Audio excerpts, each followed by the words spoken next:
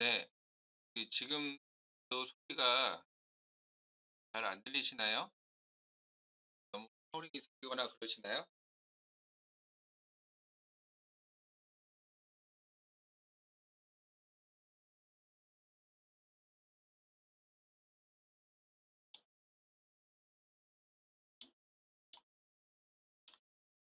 네.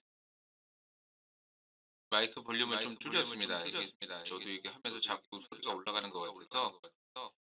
네, 혹시 잘 안 들리시면 볼륨을 스피커 볼륨 조금 올려주시고, 제가 또 너무 크게 들어가면 소리가 자꾸 하울링이 생기고 그래서 소리를 조금 줄였습니다. 볼륨이요. 이게 가까워서 그래요. 이 마이크가 너무 고성능이라서 마이크 볼륨 조절하는 게 없어서.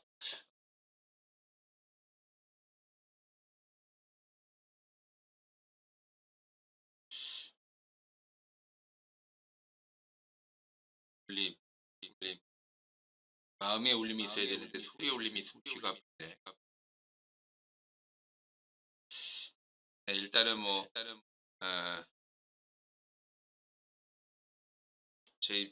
여기서 소리를 조금 더 줄이고 아, 해보겠습니다. 자, 그리고 이제 소리가 안 들리시면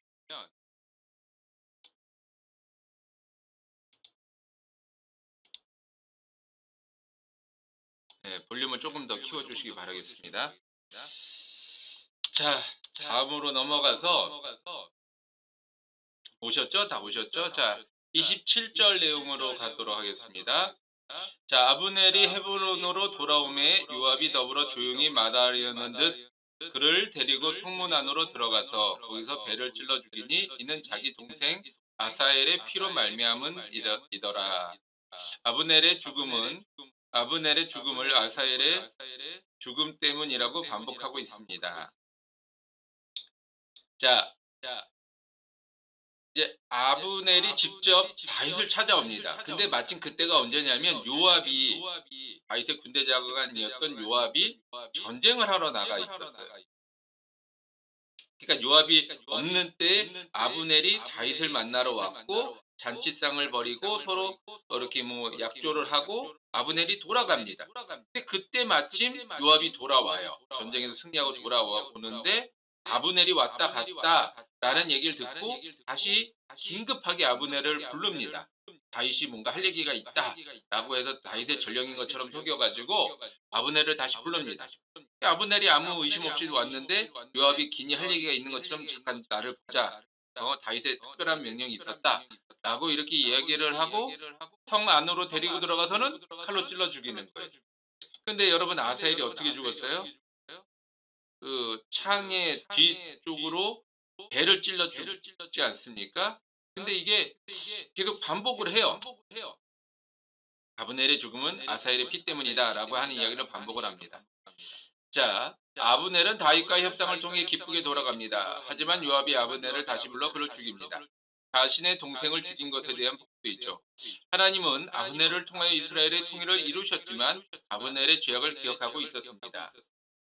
자, 아브넬이 아사엘을 죽인 것은 어떻게 보면 사고였어요. 하지만 그 이후에 있는 모습, 뭐 이렇게 사울의 첩을 잠자리를 한다거나 또는 이스보셋을 이와같이 뭐 함부로 대한다거나, 근데 이거는 상징적인 하나의 사건일 뿐이지 그 이면에 얼마나 많은 뭐라 그럴까요? 잘못된 모습들이 많았겠습니까? 그러니까 그것을 하나님은 기억하고 있는 거죠. 그의 어떤 잘못된 모습들을 기억하고 결국에는 아브넬을 죽이는, 또 아사엘 때문에 죽이는. 그러니까 어떻게 아브넬이 아사엘을 안 죽일 수도 있었는데 죽였다라고 하는 거죠. 이게 사고라고 우리는 보지만 하나님 보시기에는 사고가 아니다라고 보고 있는 거죠. 그래서 결국에는 아브넬을 죽음으로써 그 죽는 이유는 아사엘 때문이다라고 하는 것들을 이야기하고 있는 것입니다. 자, 그러면 아사엘과 아브넬과 요압의 악연, 이게 참 답답해요. 아사엘이 아브넬과 싸워서 아사헬이 죽고 아브넬은 또 요압에게 자기 동생의 죽임 때문에 또 죽고 요압은 또 나중에 다윗의 어떤 유언에 따라서 솔로몬에 의해서 죽습니다. 그러니까 이게 불의한 피에 대한 하나님의 심판이라고 하는 거죠. 우리는 이게 참 어떻게 이해해야 되는가? 이게 좀 쉽진 않아요. 그러면 내가 어떤 손해를 보고 피해를 봤는데 그걸 참고 견뎌야만 하는가? 더군다나 내 가족이 죽임을 당했다고 하는데 그걸 내가 참기만 해야 되는가? 라고 이렇게 좀 우리는 이해하기 어려운 부분, 우리들의 어떤 인간의 모습으로는 이해하기 어려운 부분이 있습니다. 하지만 원수도 사랑하라고 말씀하신 하나님의 말씀과 또 우리를 위하여 십자가까지 마다하지 않은 예수님의 사랑을 생각해 본다면 이 악순환의 고리를 끊는 것이 필요하다라는 거예요. 물론 아사엘과 아브넬이 사고였는지 아니면 아브넬의 어떤 고의성이었는지 우리는 그 성경을 통해서 알 수는 없습니다. 그러나 분명히 하나님은 그거를 통해서 그 아사엘의 피로 인하여 아브넬의 죽임을 당했다라고 하는 것을 성경에 반복해서 기록하고 있어요. 요압도 마찬가지죠. 그렇다고 해서 요압이 아브넬을 죽인 것은 정당하고 합당한 것인가? 하나님은 그렇게 보지 않고 있습니다. 요압도 분명히 잘못된 모습으로 행하고 있다라고 하는 거예요. 자, 두 번째 질문으로 넘어가 볼게요. 다윗은 아브넬, 요압이 아닌 큰 그림을 보고 있었습니다. 앞서서 말씀드렸죠. 아브넬이라고 하는 약간 부도덕한 사람과 다윗이 굳이 손을 잡아야 하는 이유가 있었을까? 요압이 또 더군다나 자기의 신복부하인 요압이 그렇게 아브넬을 원수처럼 여기고 있는데 그런 아브넬과 관계를 맺는 것이 옳은가? 어쩌면 요압이 자신을 또 배신하거나 자신에게 어떤 불만의 마음을 품을 수 있는 거잖아요. 또 군대 장관이라고 하는 자리와 상황이 그 감정적인 사람들이 많잖아요. 그럴 때는. 그러면 그렇게 감정적인 사람이 힘을 가지고 있다라고 한다면 다윗도 위협을 받을 수 있는 상황인데 굳이 일부러 그런 어려운 선택을 했을까? 라고 우리는 당연히 생각이 들 수밖에 없죠. 그러나 아브넬과 요압이라고 하는 개개인을 본 것이 아니라 다윗은 큰 그림을 보고 있다라고 하는 것입니다. 아브넬과의 손을 잡는 것이 나에게 어떤 유익이냐 불이익이냐 이런 걸 생각하는 것이 아니라 이스라엘이라고 하는 전체의 큰 그림 속에서 아브넬이 나에게 이 뜻을 이루어가는 데 도움이 된다라고 한다면 그와 손을 잡을 것이요 또 요압이 아브넬과의 관계성을 생각해 본다면 내가 아브넬과 관계 맺는 것이 불편하지만 큰 그림을 본다면 그것 또한 맞는 것이다 라고 하는 것이죠. 하나님은 그래서 하나님의 뜻을 이루어갈 때 선인만 사용하시는 것이 아니라 때로는 악인도 사용을 하신다라고 하는 겁니다. 그래도 우리는 내가 그런 어떤 하나님의 큰 뜻, 큰 그림을 같이 볼 수 있는 그런 사람이 되어야 하는 겁니다. 다윗은 작은 것에는 작은 관심을, 큰 것에는 큰 관심을 가졌습니다. 라고 마무리를 이렇게 설명을 하고 있습니다. 우리도 마찬가지예요. 너무 세세한 것, 내 것, 하나님과 나와의 1대1 관계라고 해서 내 것만을 얘기하다 보면은 오히려 하나님의 뜻에 반하는 사람이 될 수 있습니다. 그래서 우리 눈을 들어서 땅에서 보는 것과 하늘에서 보는 것의 차이만큼 우리는 눈을 들어서 하나님과 가장 가까운 시각으로 세상을 볼 수 있는 그런 지혜로움이 필요한 것이죠. 자, 39절 마지막 절인데요. 내가 기름 부음을 받은 왕이 되었으나 오늘 약하여서 투르야의 아들인 이 사람들을 제어하기가 너무 어려우니 야훼는 악한 자에게 그 악한 대로 갚으실지로다 하니라. 이게 무슨 말이냐면 요압이 아브넬을 죽였어요. 그러니까 다윗이 아브넬을 장사를 아주 성대하게 치러줍니다. 그리고 금식을 해요. 그냥 내가 예의상 도의상 하는 정도로 끝나는 것이 아니라 같이 금식하면서 내가 어떻게 아브넬의 죽은 것을 두고 내가 밥을 먹을 수 있겠느냐, 이와 같이 어떤 정말 철저하게 진실한 거죠.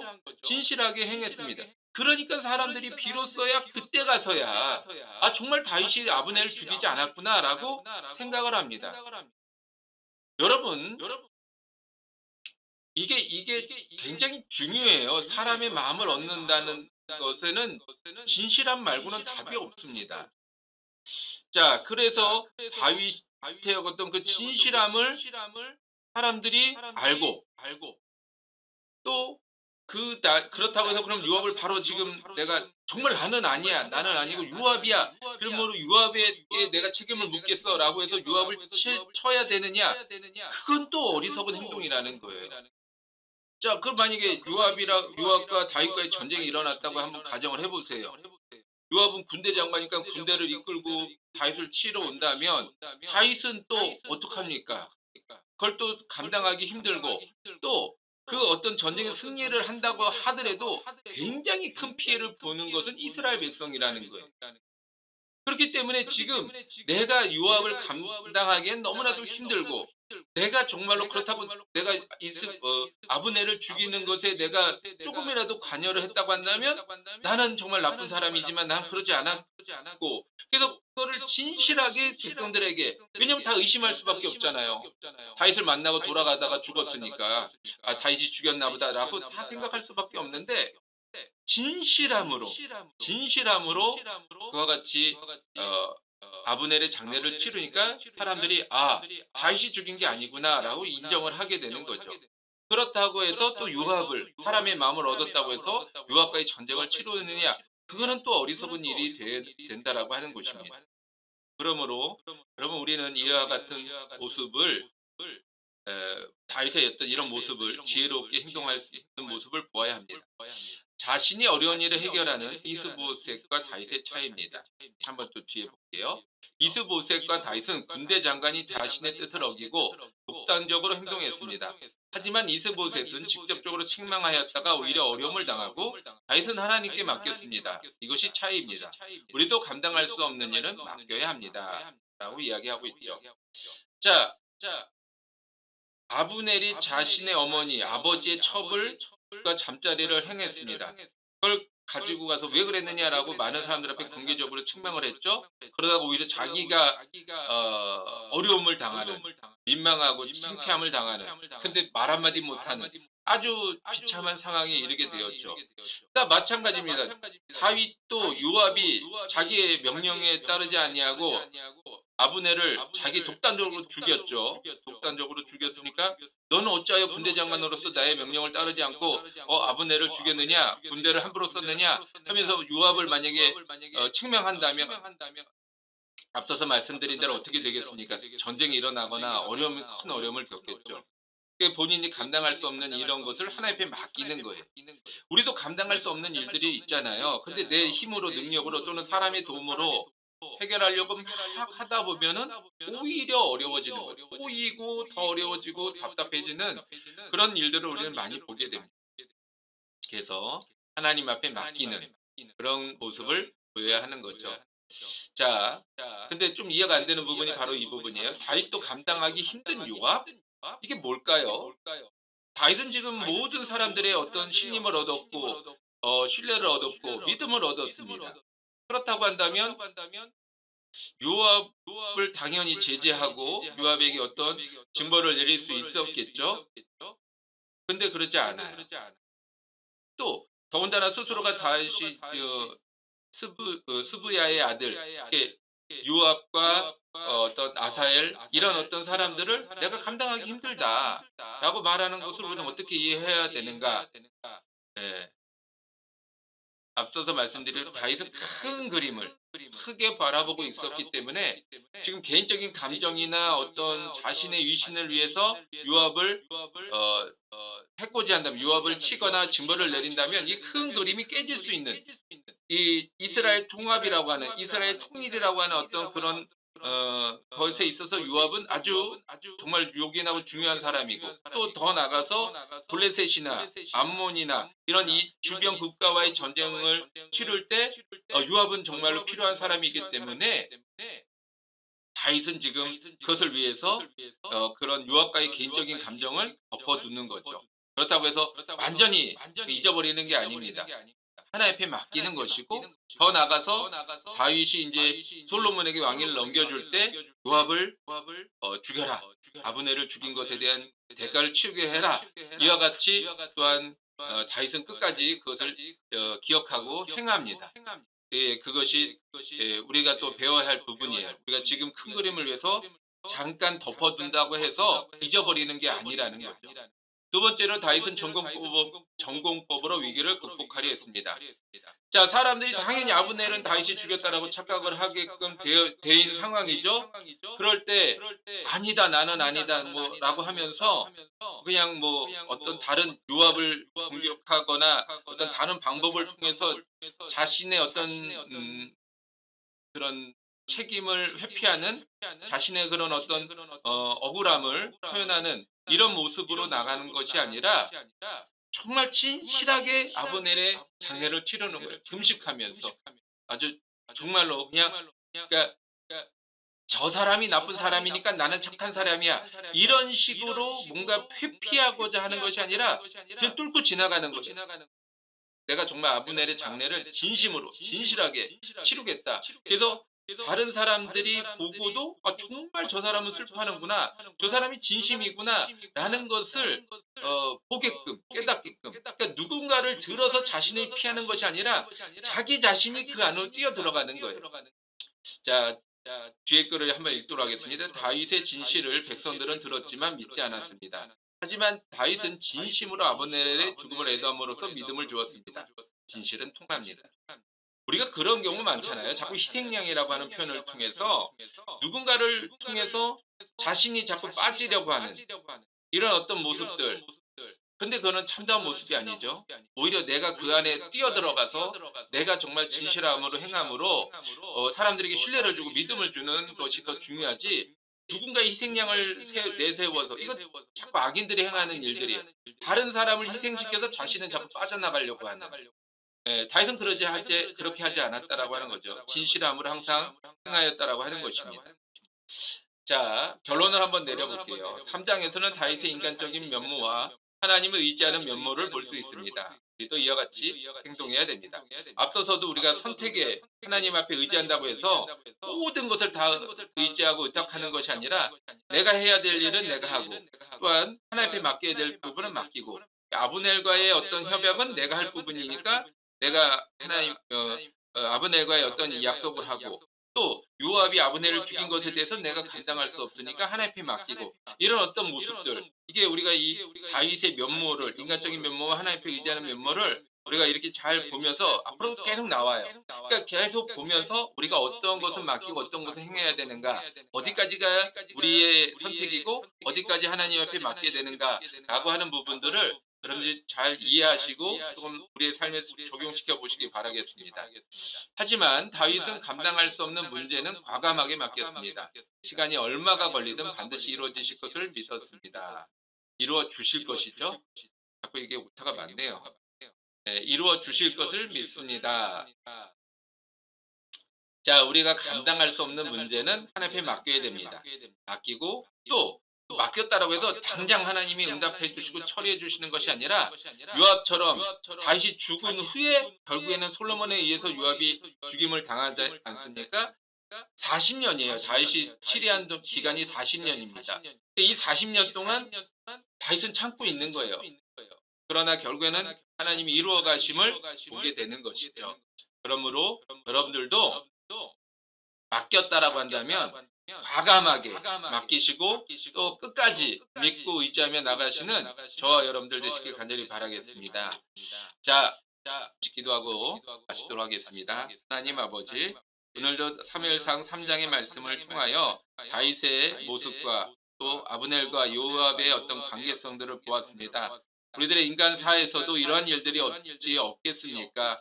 아버지, 우리가 감당하기 어려운 일들, 감당하기 힘든 일들을 만날 때 아버지, 우리에게 지혜를 더하여 주시고 하나님을 온전히 의지하며 따르며 나가게 하여 주옵소서. 또한 맡긴 것에 대해서는 하나님께서 반드시 이루어 주심을 잊지 말게 하여 주시사, 다윗이 40년을 기다린 것처럼 우리도 그러한 믿음으로 인내하며 나갈 수 있도록 돌보아 주옵소서. 또한 아버지, 우리에게 지혜를 더하여 주셔서 말씀을 듣는 것에서 그치지 말게 하여 주시고 깨달아 행동으로 이어질 수 있도록 주님 우리에게 성령의 지혜를 허락하여 주옵소서. 감사드리오며 예수님의 이름으로 기도드렸사옵나이다. 아멘. 할렐루야. 감사드립니다. 또 잘 마무리해서요. 요약 편집해서 다시 올려놓도록 하겠습니다. 여러분들 혹시 못 들으신 분들은 옆에 분들한테 전달해 주셔서 녹화본 들으시고 또 은혜 받으시기 바라겠습니다. 감사합니다.